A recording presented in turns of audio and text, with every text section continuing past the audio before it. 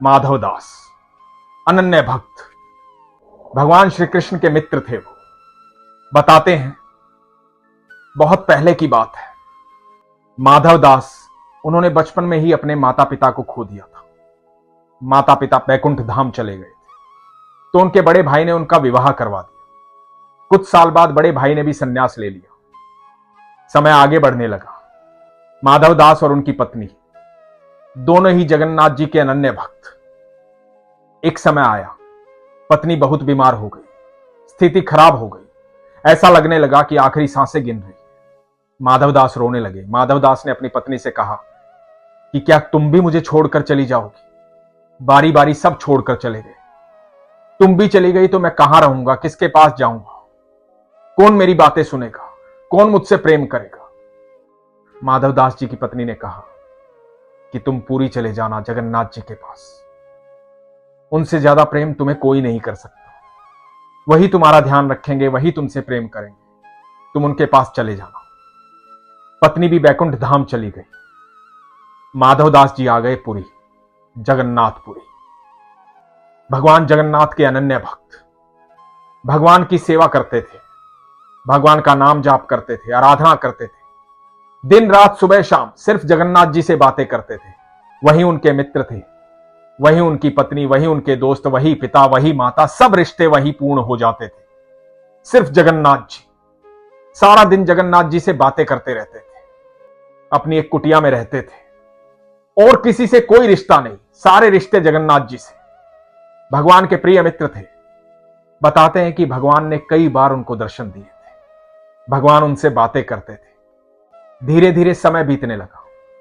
माधवदास जी बूढ़े हो गए, बीमार पड़ गए, उल्टी दस्त लग गए, हालात खराब हो गए। भगवान को भोग नहीं लगा पा रहे थे, स्नान भी नहीं कर पा रहे थे। कई लोगों ने कहा कि हम आपकी सेवा कर देते हैं, हम आपका ध्यान रखेंगे। माधवदास जी ने मना कर दिया कि नहीं, मेरा मित्र ही मेरा ध्यान रखेगा। मेरा जो कुछ है मेरा जगन्नाथ है, वही मेरा ध्यान रखेगा। जो होगा देखा जाएगा, जो कुछ होगा उसको पता है सब कुछ। मुझे कोई चिंता नहीं है, इसलिए किसी की सेवा की आवश्यकता नहीं। मैं किसी को परेशान नहीं करना चाहता। किसी को परेशान नहीं करते थे। बीमारी अत्यधिक बढ़ती जा रही थी। उल्टी दस्त रुकने का नाम नहीं ले रहे थे। शरीर में कमजोरी बढ़ रही थी। भगवान की सेवा करना तो दूर, भगवान का नाम जाप भी नहीं कर पा रहे थे। शरीर साथ नहीं दे रहा था। कमजोरी में एक दिन बेहोश हो गए। बेहोश होकर के अपनी चारपाई में पड़े हुए। अड़ोस पड़ोस में किसी को नहीं पता माधवदास जी बेहोश है। अचानक से उनकी कुटिया में एक सांवला सा लड़का आता है। मोटी मोटी आंखों वाला, घुंघराले बालों वाला, बड़ा सुंदर, मनमोहक। आकर के माधवदास जी की सेवा करता है। माधवदास जी के लिए खिचड़ी बनाता है। माधवदास जी को जब होश आता है तो माधवदास जी देखते हैं कि ये बालक कौन है। जब बालक पास आकर के बैठता है, सर पर हाथ रखता है, तो पहचान जाते हैं। बोलते हैं कि ठाकुर आप, मेरे जगन्नाथ आप यहां? तो बालक कहता है कि हां माधव, मैं यहां, मैं तुम्हारी सेवा करने आया हूं। अब तुम चिंता मत करो, तुम्हें समय पर भोजन मिलेगा, तुम्हारे शरीर की मालिश होगी, तुम्हारे स्वास्थ्य का मैं ध्यान रखूंगा। तुम कोई चिंता मत करो, घबराओ मत, अब मैं आ गया हूं। माधवदास जी ने कहा कि प्रभु आप मेरी सेवा करेंगे? अनंत ब्रह्मांड आपकी सेवा करता है, आप मेरी सेवा करेंगे? प्रभु नहीं, ऐसा मत कीजिए, ऐसा मत कीजिए प्रभु, आप मेरी सेवा मत कीजिए।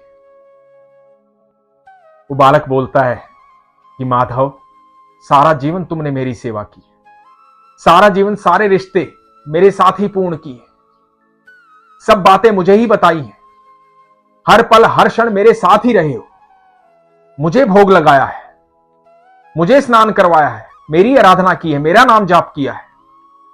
अब जब तुम्हें सेवा की आवश्यकता है तो मैं क्यों ना करूं तुम्हारी सेवा? अब मैं तुम्हारी सेवा करने आया हूं, मैं तुम्हारी सेवा करूंगा। तो भगवान माधवदास की सेवा करने लगे।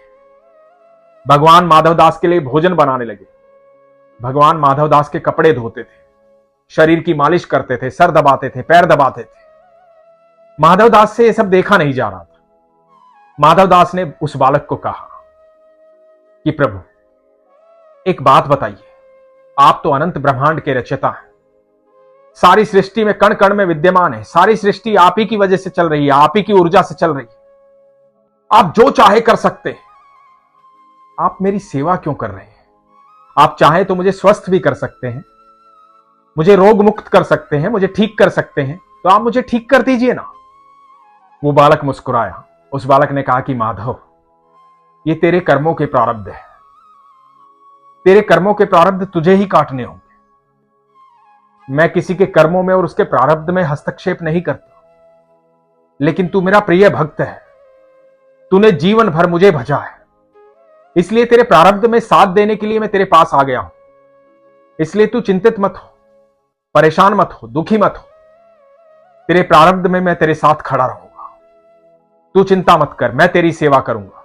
तेरे प्रारब्ध काटने में मैं तेरी मदद करूंगा, क्योंकि तू मेरा प्रिय भक्त है। माधवदास बोले कि प्रभु, आप मेरे प्रारब्ध खत्म नहीं कर सकते। तो बालक ने कहा कि नहीं, यदि मैंने तुझे इस जीवन में मुक्त कर दिया तो ये प्रारब्ध काटने के लिए तुझे अगला जन्म लेना पड़ेगा, फिर से प्रारब्ध काटने पड़ेंगे। और मैं नहीं चाहता कि इस जन्म के बाद तेरा कोई और जन्म हो। मैं चाहता हूं तू मेरे साथ वैकुंठ में वास करे, इसलिए इस प्रारब्ध को यहीं पर खत्म करना है। तो माधवदास बोले कि भगवान, मुझे बहुत पीड़ा हो रही है, ये दर्द असहनीय है, मुझसे ये दर्द सहा नहीं जा रहा है। वो बालक मुस्कुराया। बालक ने कहा कि तू चिंता मत कर माधव, तेरे प्रारब्ध के 15 दिन बाकी हैं। तू बैकुंठ जा और ये 15 दिन मुझे दे दे। ये 15 दिन मैं काटूंगा तेरी जगह, क्योंकि मैं तुझसे अत्यंत प्रेम करता हूं। तू मेरा प्रिय मित्र है। भगवान ने ऐसा कहा और माधवदास ने अंतिम सांस ली। माधवदास बैकुंठ चले गए और बाकी बचे 15 दिन के प्रारब्ध स्वयं भगवान ने माधवदास की जगह बीमार होकर के काटे। तब से लेकर आज तक ये परंपरा चलती आ रही है। साल में एक बार जगन्नाथ भगवान जी स्नान करते हैं, 15 दिन बीमार रहते हैं। उन 15 दिनों में जगन्नाथपुरी के द्वार बंद रहते हैं। रोजाना वैद्य आते हैं भगवान का चेकअप करने के लिए, उनके स्वास्थ्य का हालचाल पूछने के लिए, उन्हें देखने के लिए। भगवान को 56 भोग नहीं खिलाया जाता, भगवान को काढ़ा पिलाया जाता है, आयुर्वेदिक काढ़ा।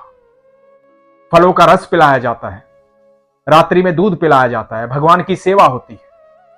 भगवान भक्तों को दर्शन नहीं देते इन 15 दिनों में, क्योंकि भगवान आज भी माधवदास जी की जगह 15 दिन बीमार रहते हैं। ये 15 दिन भगवान विश्राम करते हैं, पुरी में उनकी सेवा होती है। मान्यता यह भी है कि वो 15 दिन है जब भगवान अपने सारे भक्तों के कष्ट अपने ऊपर ले लेते हैं, सब भक्तों के कष्ट दूर करते हैं और सब प्रिय भक्तों के प्रारब्ध स्वयं काटते हैं।